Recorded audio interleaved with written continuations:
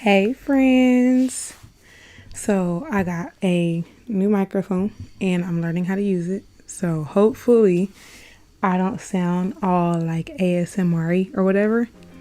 And hopefully I don't sound like too ridiculous. I had a little headphone in so I can hear myself. It's a little weird, but please bear with me. So today I wanted to talk to you guys about how I am a recovered and reformed pick-me. I know y'all are like, what? Girl, Tay, what? Okay, so I was talking to a client about this the other day, and we were talking about how, so she was telling me about things that she was going through with her family members and how she got to a certain part of her life where she entered into a new relationship. She's not married. Congratulations. And how once she got into that relationship, her husband started to stand up for her in ways that no one ever had, right? And it helped her understand that the people that were around her were not the best to her, right? And so her and I got to talking about how when you grow up in any sort of chaos or you grow up being abused in any sort of way, whether it's mentally, physically, emotionally, whatever, I always say gaslighting is a form of emotional abuse, that you don't realize that the things that are happening to you are not normal and they're not okay until someone comes around you and goes, hey, why are they talking to you like that? Hey, why are they treating you like that? Or, when you were a kid and you go to someone else's house and, people are sitting down at the table and having dinner together, or they're treating each other with a certain level of respect or what have you, or you're allowed to disagree with your family member, and it's not going to put you in danger to do so, that's when you realize oh, this is how a healthy family dynamic works. Okay, so this is how, people are supposed to actually treat each other, right? And so we were talking about this, and I told her, I said, when you grow up in those situations, right, when you become a young adult or an adult, even when you know that those situations are not healthy for you, you will still seek those situations because it's comfortable for you. And I don't feel like we talk about this enough, that just because something is unhealthy or it's chaotic or what have you, if that is what you're used to, you're going to seek that. It's very difficult in the beginning to seek peaceful situations and actually be able to be comfortable in them. And I think also what happens too is that you end up in those situations and you know that that's where you're supposed to be, but your nervous system is waiting on the catch, because that was what used to happen to me a lot. And so I don't think that we realize how that conditioning translates into the rest of our lives. So for myself, some people know my story. I won't go too far deep into it, but I am a child PTSD. I'm a child abuse survivor. And I went through some things as a child, and my sense of adults or people around me, and I was bullied as a kid, my sense of my outside world was a lot different than other people's. So when people were nice to me, they might have been genuine, but it was very hard for me to accept it. It was very difficult for me to accept that someone was genuinely being nice to me, and they didn't want anything from me, or that they weren't going to hurt me later. And a lot of things that have happened to us, especially obviously as a child in life, is not our fault. But I do feel like we do manifest some of the things that happens to us because we're expecting and looking for the bad. And this is why I say that it's conditioning. Obviously, no one just says, you know what?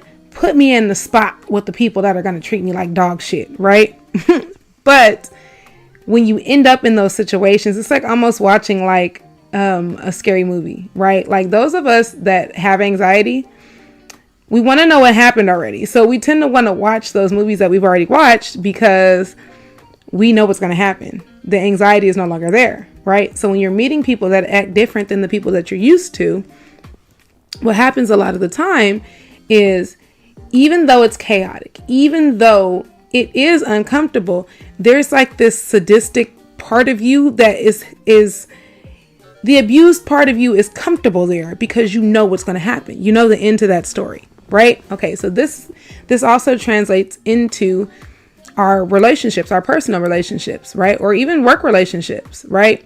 So the reason why I even say, or I came to you guys and said, hey, I am a reformed pick-me, or I am a pick-me in remission, right? However you want to put it, okay? I'm going to break some things down for a second. So I can think back as far as when I was a young lady, right? And I was telling my client this. I don't think that we really think about or give ourselves enough grace as children, or even understand that as a child, being liked or cared for by the adults around you, or when I say cared for, I mean like they care to even be bothered with you, right? It's literally your survival is dependent on it, right? Like it's a proven fact that obviously you need the people around you to give a damn about you for your survival, right? So when you are a child, there are certain things that you're innately going to search for, right? Like you're going to search for that nurturing. You're going to expect to be fed at a certain time. You're going to expect to be bathed at a certain time, unless these things are not happening to you, right? Some of those things are already in us. Some of those things we don't even realize you were supposed to have this and they didn't give it to you, right?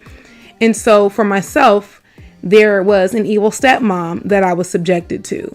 And in order for me to be safe, she had to be pleased or happy with me for the day, right? So my dad worked a lot, and she, for a long time, guys, she performed. Like she performed.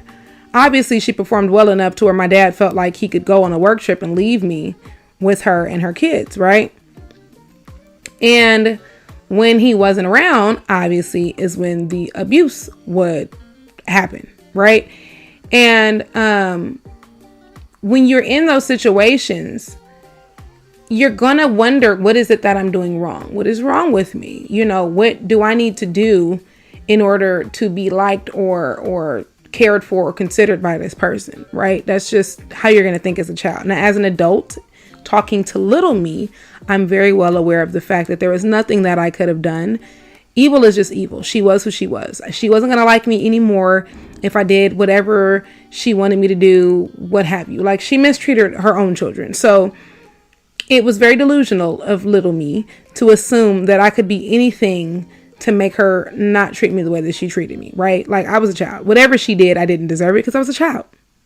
So I say that to say that I feel like that was my very first thing that it kind of transferred me into or transformed me into who I was becoming, right?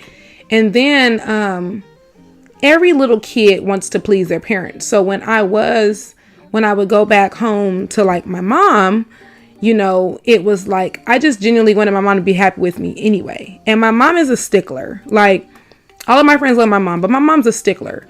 And it took my mom a really long time to just not be so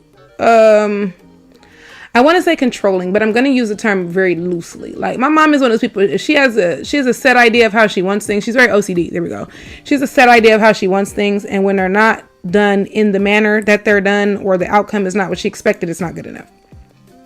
And so I feel like I would come home and, okay, I didn't just perform so this lady didn't hurt me, right? But now I still feel like I need to perform for my mom's approval, because I feel like, and we've had this conversation before, but I feel like I was expected to be just like this overachieving Black excellence, and my sister was allowed to be mediocre. It was like the same reception that my sister got for being mid. I didn't get that reception even when I was busting my ass, right? And so when you get older, or when you're in peer groups, what do you think you need to do? You start thinking like, oh, I have to be this and I have to be that to, you know, be around my own family members. I mean, not to be my family member, I'm sorry, to be accepted by my peers, right? Like, when you're in school, you know, people that are alike hang around. And I was that kid that, like, when I was out here in LA, I never had a problem. When my dad moved me to Arizona, I was so like the odd man out. Like, they didn't understand me because I didn't come from where they came from. I had a different accent. And I mean no harm when I say this, but I was too, I the black kids out there wanted to be white, and a lot of the white kids were racist. So the majority of my friends were Mexicans because they were the only people that I could relate to, being an LA kid, right? So it was like, when I first moved out there, my dad had me going to school in the suburbs, and these kids didn't understand me. It wasn't until I went to a school it wasn't really hood, but it was like a happy medium that I had less problems. I still had problems, but I had less problems, and I felt a little more understood there, right? And so also another thing that I went through was, I was the kid growing up where, like for instance, like to go back to my mom and my sister, my little sister looks just like my mom, and my mom would tell my little sister all the time how pretty she was, right? Or my mom would be like, oh, you know, she's like talking about me, she's my smart girl, and Shayna's my pretty girl. And I don't think my mom meant any harm, because we talked about it later, but I don't think at the time she could understand what that did to me. And so I grew up not feeling good enough. I grew up not feeling pretty enough. And then because I was put, in my formative years, I was put into these schools where people didn't like me, right? Like, here's this LA girl, right? Here's this girl that they can't relate to. And the black boys out there did not like black girls. And I didn't like anything that wasn't black. So I just felt like I was ugly. Like, okay, so I gotta be ugly because they don't like me, but they're dating a white girl over there, or they're dating a mixed light skinned girl. And then it's not talked about a lot, but a lot of those mixed kids that have parents like that have, okay, let me back up because I'm moving too fast. A lot of the mixed kids with black dads don't like black women. I'll just put it like that. And their mothers don't want them dating black girls. So I had a friend, I'll never forget. I had a friend, and literally I used to just braid his hair. Like, I wasn't allowed to have boyfriends anyway. But when his mom felt like we were getting too cool, we had to meet. And it wasn't like, oh, that's the girl that braids your hair. Oh, let me say hi to her. Whatever. No. It was, hey, my mom wants to meet you because she wants to make sure that, like, you know, we're not dating or anything. And I was just like, I'm not allowed to date anyway because my dad is not playing that shit. Like, and it was a way that she spoke to me when we met. Like, you guys know Nice Nasty. Like, and she was just like, oh, I was just making sure that, you know, XYZ, because, you know, he has a girlfriend. And I was just like, yes, I know such and such was a Hispanic girl, and so was his mom. And she made it very clear that she did not want her son with a black girl. And it's something that I went through a lot out there. It literally took for me to come back home to LA and like start like dating to realize like, oh, I'm not ugly. I just was in the wrong environment, right? But I felt like I ended up in a lot of situations that I didn't have to end up in if I was sold into at the time and was taught that there was nothing wrong with me. I felt like people dealt with me from a place of knowing that I was very easily malleable. Like, you could mold me into whatever you wanted me to be. So I always use the example of Coming to America, when Hakeem met the lady that he was supposed to be arranged married to, and he was like, well, what kind of things do you like? And she was like, whatever you like. And he was like, bark like a dog. And she started barking, right? Now, I wasn't gonna bark like a goddamn dog, but I'm just saying. So I found myself trying to mold myself into being all of these things that I thought people wanted to be, and it still wasn't good enough, right? And I can look back, and when I tell you, I would sell myself, right? So if some fine boy said, yeah, so I don't like girls that wear weaves, I like a girl that wears natural hair, and knowing I liked my 34-inch bust downs, I'd be like, oh, well, I mean, you know, I got natural hair under here too, right? And I'm giving myself grace, because when you know better, you do better, right? So I just think about it now, and I realize, like, that saying that the pick-me's never get picked is true. Because even when you do get picked, per se, you're only being picked for those people's, like, what's the word? You're being picked for their benefit. You're not being picked because they want you or they care about you. They don't give a fuck about what your favorite color is. None of that. Like, and then the minute that you say no, or the minute that you do something that's out of the box for you, because these people don't really truly know you, right? They only know the you that you're presenting. Then you're like public enemy number one, right? So I'm telling you guys, I dealt with it. It translated into my business. I found myself offering all these services that I didn't even like doing. I did not enjoy them whatsoever. But it was like people would say, oh, well, if you got to glue a closure down, you're not a real hairstylist. So I'd be over here trying to figure out how to do glueless closures and just all of it, just every single bit of it, right? And you'll look up and you'll be in these situations and you're asking yourself, how did I get here? Someone was talking about it. I can't remember. If I can find the video, I'll link it in the description. But somebody was talking about it and they were saying that a lot of us don't even realize how deep we're masking, right? We know that masking is talked about when you talk about people that have like ADHD, but masking is also something that abuse survivors do because it keeps us safe, or so we think, right? I'm also a Gemini, so we mirror a lot. And I had to start looking at myself and truly asking myself, like, who am I? And I think for me, because I know someone's going to ask, like, how did you unlearn that, or how did you get out of that? And sometimes my brain still does it, but I can catch me. So you guys will hear me talk about a lot, and my clients can attest to this, that I always talk about working on little you, healing your inner child, and going to see the lady, because baby, therapy is a thing and it's necessary and you should do it.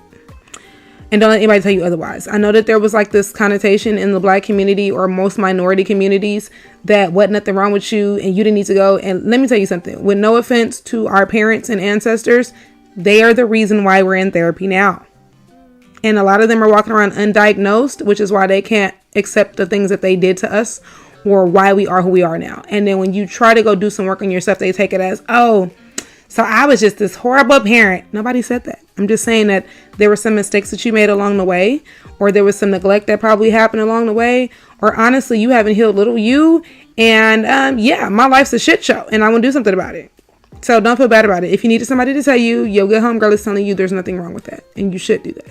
Because if not, you're just going to keep passing down the trauma to your kids and your grandkids. And who wants that? So, what made me stop? So I was in a relationship before this one, and I did everything that I thought was necessary to keep this person around. And I'll go a little further back and say that this person, before I was ever in a relationship with them, was a friend, or so I thought. Friend. And I remember we tried talking. My bad, y'all. So apparently I didn't even realize it, but I was out of memory. So we're back. Anyway, so I was saying, so when we decided that we were going to start talking, right? He did let me know that he was talking to other women, right? Now, at the time, I didn't know where it was going to go.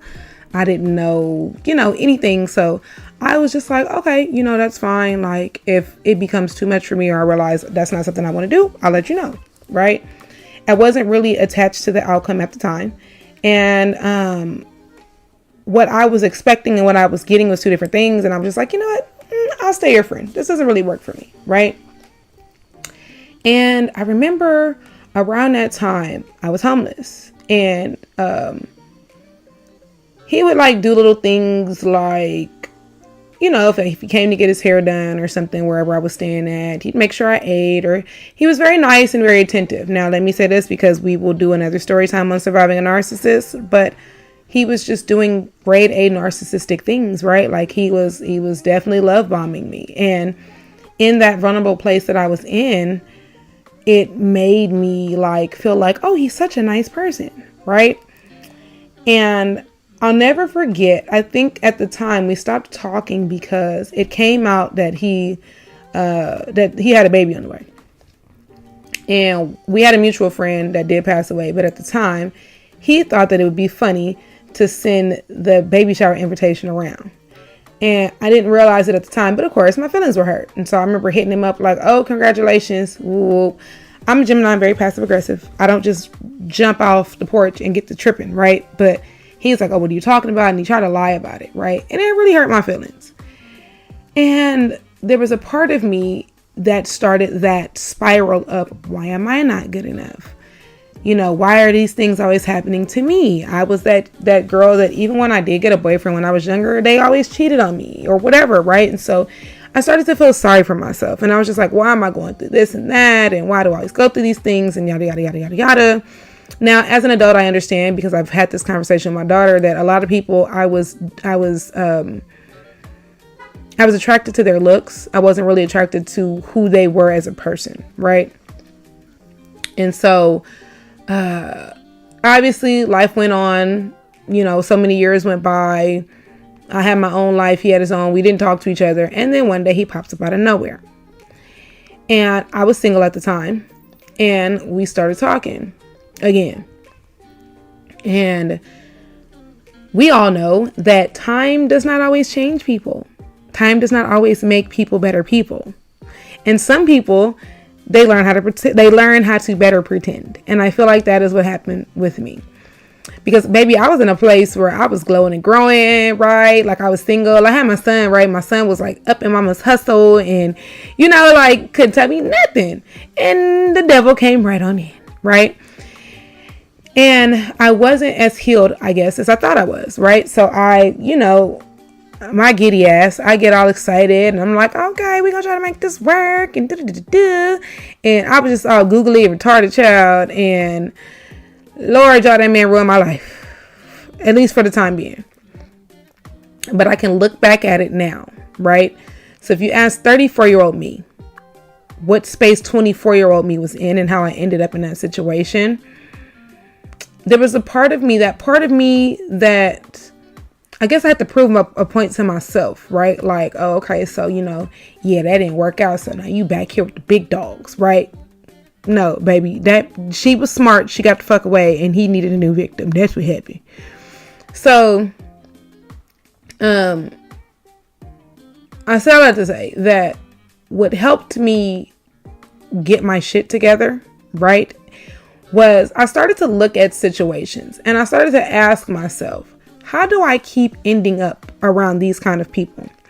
How do I keep ending up in these situations? How do I keep ending up in these relationships? Why do I keep ending up in situations with people that I think love me or are supposed to love me, and they keep dogging me out, right? Like, I've had so many friendships in, and when the friendships end, y'all, they will call me everything but a child of God.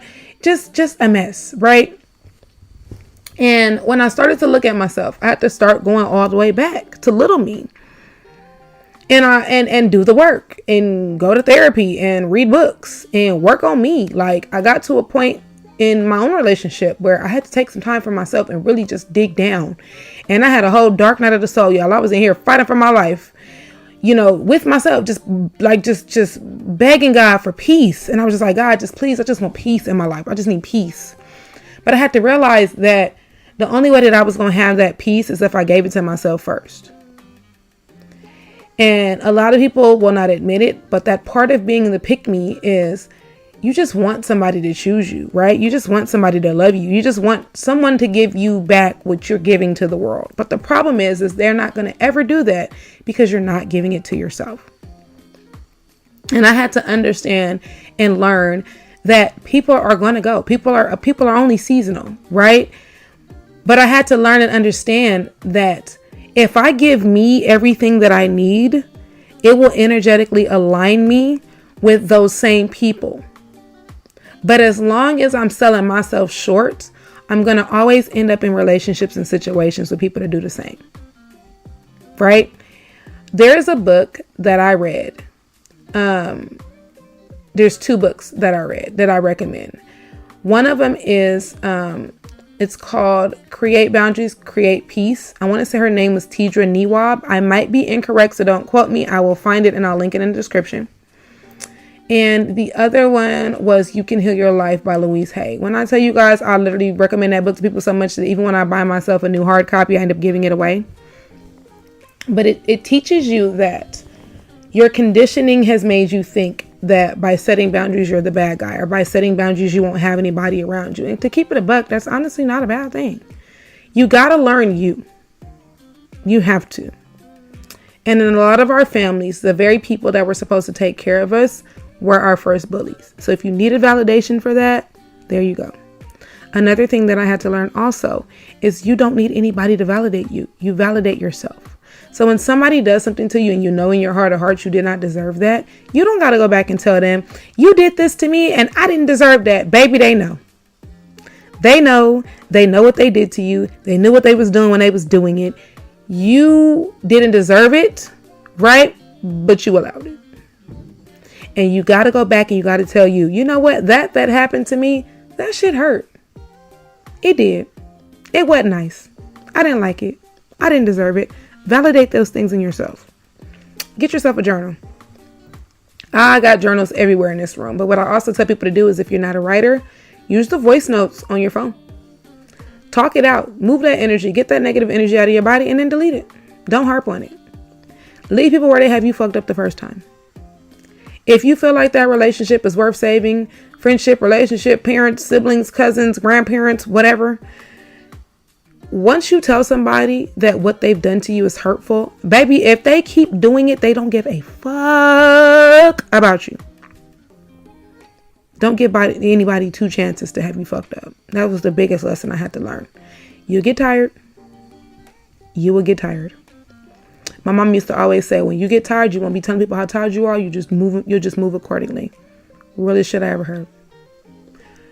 Setting boundaries for some reason is really hard to do for yourself when you've been conditioned you've been conditioned into believing that you're not important, that everybody else around you has to be okay. And empaths, y'all all right? Because we're the worst. I also had to learn that a lot of us empaths, we want everybody around us to be okay because we feel them. Learn to turn your energy off. If you need help, I'll do another video on that as well. But you got to start telling yourself that what other people got going on is not your problem. I said it in another video. Literally every time something that happens around me has nothing to do with me, or I know I did not cause something that's happening around me, I literally just start hearing that song. That's just not my problem. You want to start singing that to yourself. Seriously. I don't know who this was meant for. I know I said this at the end of every video, but I hope that my prayer for you is that the healing in the space that I'm in now, that you will feel the same. I pray that you finally feel heard. I pray that you feel understood. I pray that if you were looking for this and you needed this, that it found you. And if there's anything else you guys want to talk about, I'm here for it. I know that this is my hair page. I do have a personal page, but I don't really post much on there. But I know that this is my hair page, but anything that I talk to you guys about when it comes to things like this can be translated into business as well. And if I could leave you with anything else, if it doesn't make you happy, don't do it. Love y'all. Have a great weekend. Bye.